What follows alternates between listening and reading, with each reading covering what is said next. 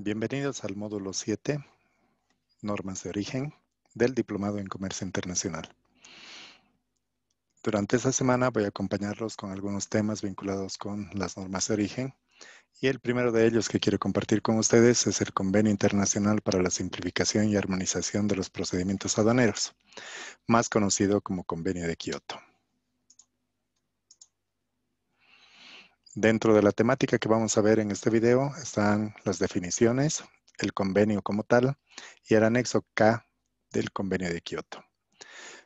Haciendo un poco de rememoranza, el convenio nace en el año de 1973, donde el Consejo de Cooperación Aduanera de Bruselas, que hoy en día se conoce como la Organización Mundial de Aduanas o como la OMA, fueron quienes realizaron la redacción del Convenio Internacional para la Simplificación y Armonización de los Regímenes Aduaneros.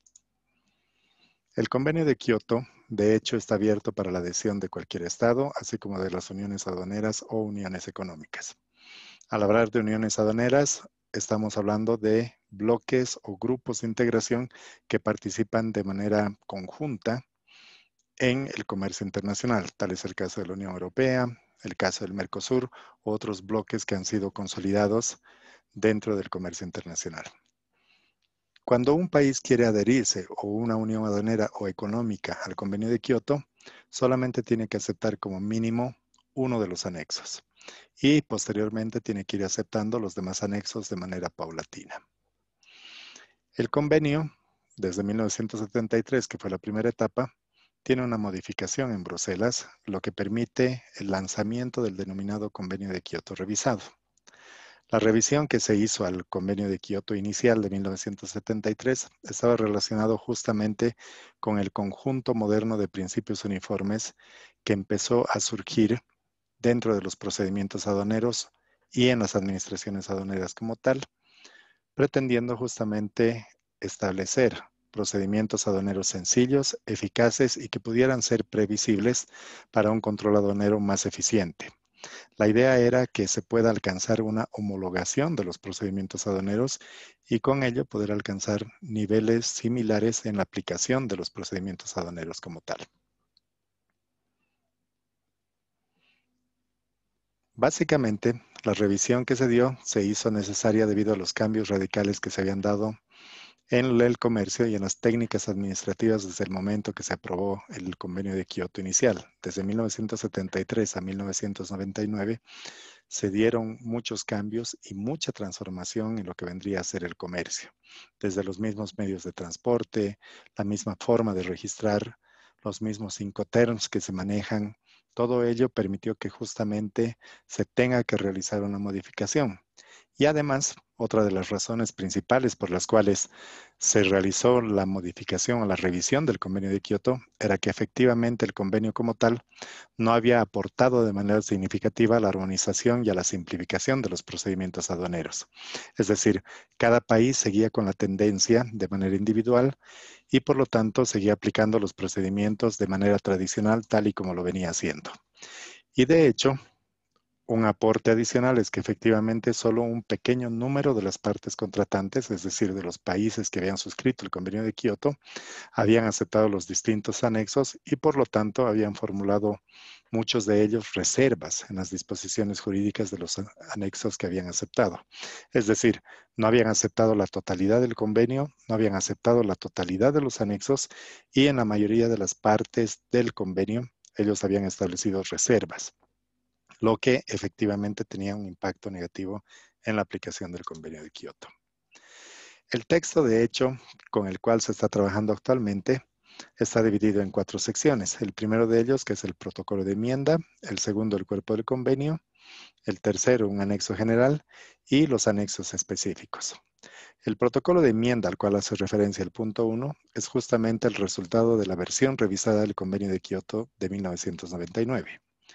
El cuerpo del convenio establece disposiciones para regular el objeto del convenio, su adopción, administración y entrada en vigor, y adicionalmente cómo los demás países podrían adherirse a este convenio de Kioto. En el anexo general se incluyen ya las disposiciones que regulan las formalidades del despacho aduanero y las funciones que va a tener la aduana y los procedimientos aduaneros como tal. El documento cuenta con 10 anexos específicos que contienen en total 25 capítulos, cada uno de los cuales se refiere a un procedimiento aduanero diferente. Y como se había mencionado hace un momento, las partes contratantes solo tienen que adherirse a los anexos específicos y o alguno de los capítulos que aplican sus administraciones aduaneras. ¿Qué significa? Que si un país quiere adherirse al convenio de Kioto, de los 25 capítulos que forman parte, solamente necesitaría adoptar uno de ellos, el cual está relacionado con los procedimientos aduaneros que aplica cada una de sus administraciones, es decir, cada uno de los países miembros. Los anexos específicos se refieren a materias determinadas. Ustedes pueden observar ahí que efectivamente todos estos conceptos son conceptos que se aplican en la normativa y en la legislación boliviana.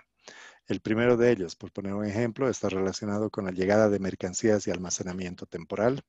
El segundo con la importación. El tercero con la exportación definitiva. Y así sucesivamente con los demás conceptos que se conocen. El drawback, los procedimientos especiales que son el régimen de viajero y el principal para nosotros, que está vinculado justamente con esta materia, es el anexo K, que es justamente el origen de las mercancías, que está distribuido en 3 capítulos, los cuales van a ser analizados a partir de este momento. Entonces, en el anexo K, al hablar del origen de las mercancías, tenemos los 3 capítulos. El primero de ellos, las reglas de origen. El segundo, la prueba documental de origen. Y el tercero, el control de pruebas documentales de origen. El primer capítulo del anexo K, que son las reglas de origen, justamente lo que hace es darnos definiciones específicas sobre algunos conceptos importantes. El primero de ellos, el criterio de transformación sustancial. Y nos dice el concepto que es el criterio respecto del cual el origen se determina considerando al país de origen como el país donde se llevó a cabo la última transformación de fabricación o de procesamiento, según la cual se le confiere el origen al producto en su carácter esencial. ¿Esto qué significa? Que aquel último país donde se haya realizado la última transformación o fabricación o un proceso productivo específico es aquel donde se va a reconocer el origen de la mercancía porque se le está dando el carácter esencial de ese bien. Por poner un ejemplo, con mercancías simples. Si ustedes cosechan el trigo, se supone que el trigo va a ser considerado un bien final. Pero ese trigo también puede ser transformado en harina. Está sufriendo un proceso de transformación. Y esa harina en algún momento también podría ser transformado y ser convertido en pan. Si la exportación que realiza un país específico, ejemplo Bolivia, de pan en base a harina y en base a trigo importado, se entendería que el que le está dando el carácter esencial al producto final que se está exportando, es decir, el pan, sería Bolivia. Por lo tanto, el criterio de transformación sustancial estaría determinando que el origen justamente de esta mercancía es Bolivia. Adicionalmente nos dice el concepto o la definición que no se debería considerar como perfeccionamiento o transformación las operaciones que no contribuyen o que contribuyen en menor medida a proporcionar las características o propiedades esenciales de la mercancía. ¿Y cuáles son estas características o estas operaciones que no contribuyen a darle su carácter esencial? Por ejemplo, las operaciones necesarias para preservar las mercancías durante el transporte o el almacenamiento, o las operaciones destinadas al mejoramiento del embalaje, o las operaciones simples de embalaje, o las mezclas de mercancías de diferentes orígenes. Por poner un ejemplo, importo azúcar, importo toddy, hago una mezcla y tengo un producto denominado toddy azucarado, pero eso no le está dando un nuevo carácter o una característica esencial a la mercancía. Simplemente lo que estoy haciendo es mezclar dos mercancías distintas y por lo tanto eso no le confiere una nueva característica al producto, sino más bien es simplemente la mezcla de dos productos que han provenido de diferentes orígenes.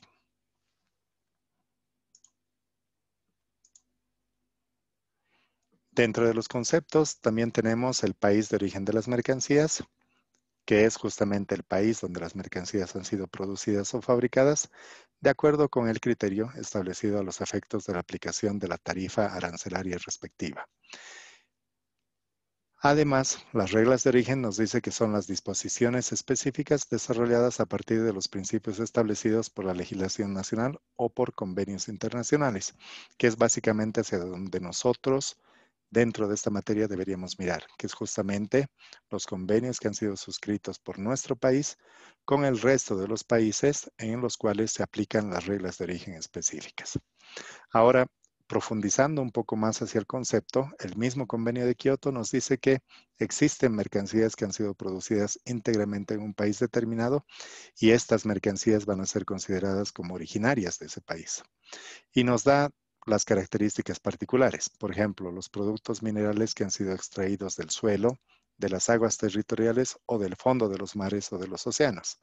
Nosotros tenemos productos de extracción que son los que se comercializan bastante desde Bolivia hacia el extranjero y por lo tanto son consideradas mercancías producidas íntegramente. Adicionalmente nos dice aquellos productos del reino vegetal que han sido cosechados o recogidos en el país. Por lo tanto, estos productos también van a ser reconocidos como mercancías producidas íntegramente. Pero también tenemos a los animales vivos, nacidos y criados en el país. Es decir, los animales que han sido nacidos y que están siendo criados en el país también son considerados como íntegramente producidos.